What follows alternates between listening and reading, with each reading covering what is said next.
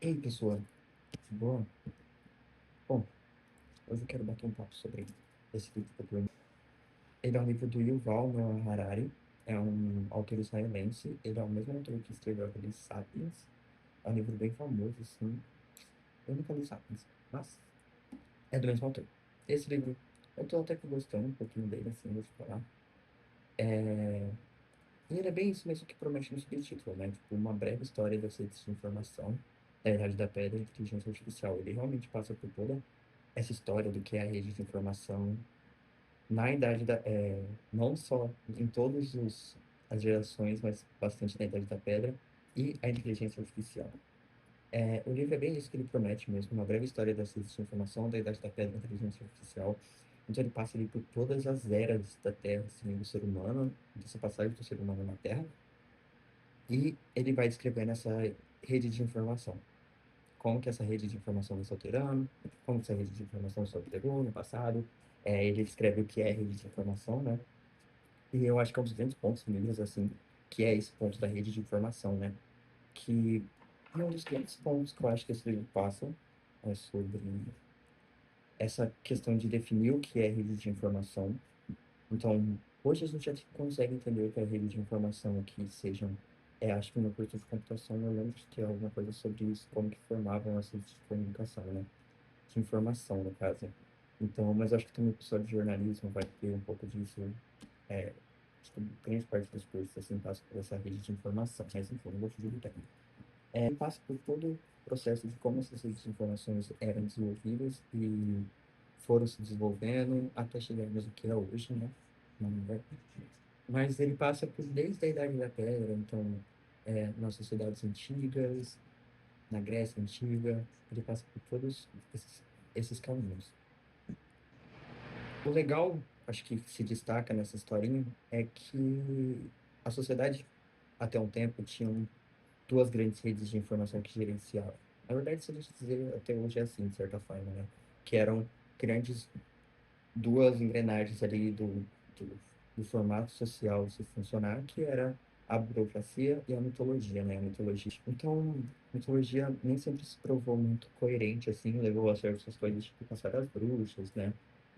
A burocracia seria A burocracia é um negócio que eu aprendi a definir aqui, né? Então, a burocracia, como ele mesmo diz, a definição vem da origem, é uma palavra de origem francesa, que era o cidadão comum da sociedade responsável por organizar os documentos, a papelada ali que tinham da cidade, né? Do clérigo, sei lá.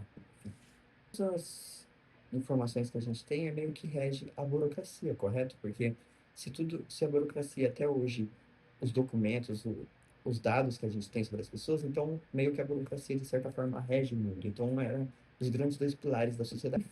Ele cita distopias assim, sabe?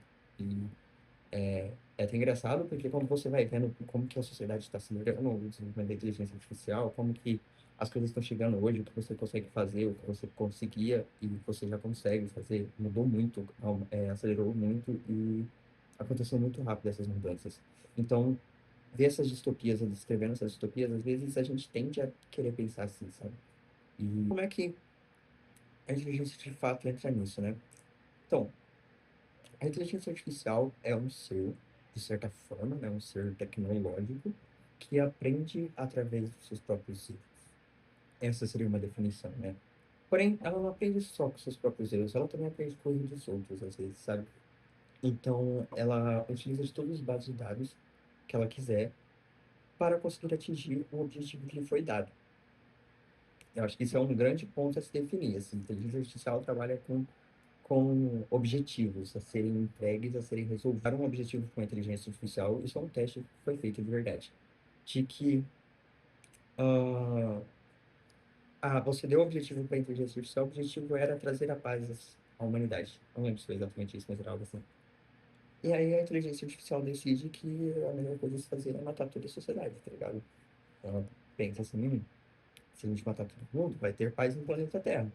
E ela conseguiu o objetivo dela? Conseguiu. De certa forma, ela conseguiu o objetivo dela, alcançou o objetivo dela. Esse objetivo dela é válido para as nossas circunstâncias? Não. E esse é um grande ponto que ele defende nesse livro, né? Tipo, como que a gente precisa aprender a a olhar esses limites e tentar interpretar.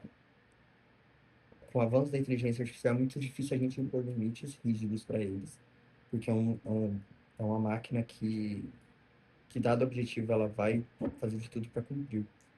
E eu acho que outro exemplo que já é mais para nossa realidade, que é algo que realmente aconteceu, algo muito triste, que foi que ele cita no livro sobre Myanmar, que Myanmar tinha uma religião, eu não vou lembrar qual, se não me engano, era budista, que foi meio que dizimada, assim, por conta de o ódio gerado contra eles. O algoritmo estava impulsionando a campanha, utilizando, impulsionando as fake news a rodarem no Facebook, porque o Facebook se tornou a principal ferramenta de comunicação do país, porque seria a mídia livre, né? A Meta foi investigada por isso, mas não se teve muito bem.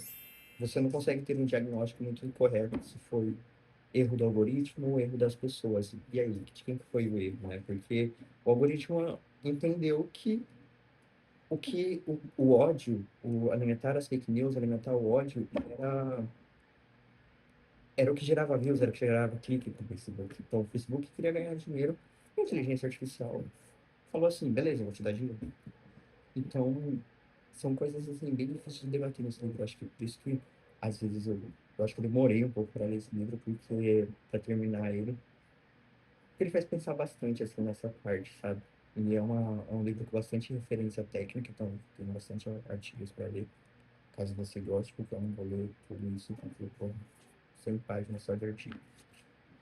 Então, o autor vai passeando por isso, né? Ele vai contando essas histórias e assimilando com o que a gente tem hoje, com o que já está acontecendo nos algoritmos, o que está sendo.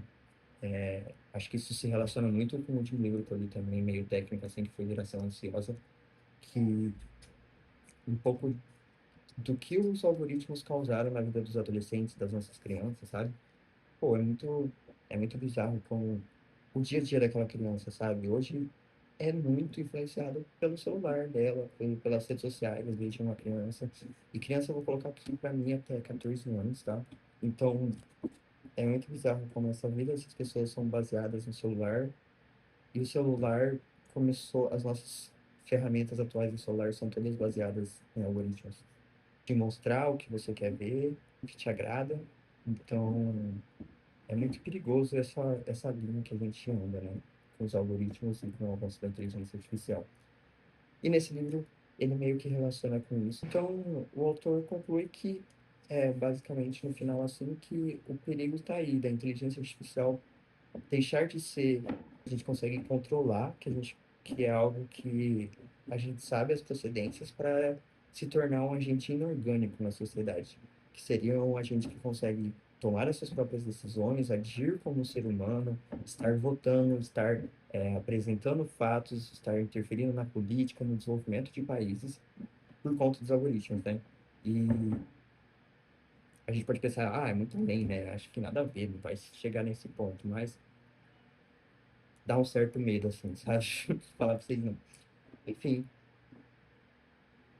e eu acho que isso se relaciona muito com o período que a gente anda vivendo de sociedade, por pessoas com medo de perder emprego, pessoas já sempre perdendo emprego por causa de inteligência artificial, pessoas tentando negar a existência da inteligência artificial, ou negar a sua grandeza e potencial.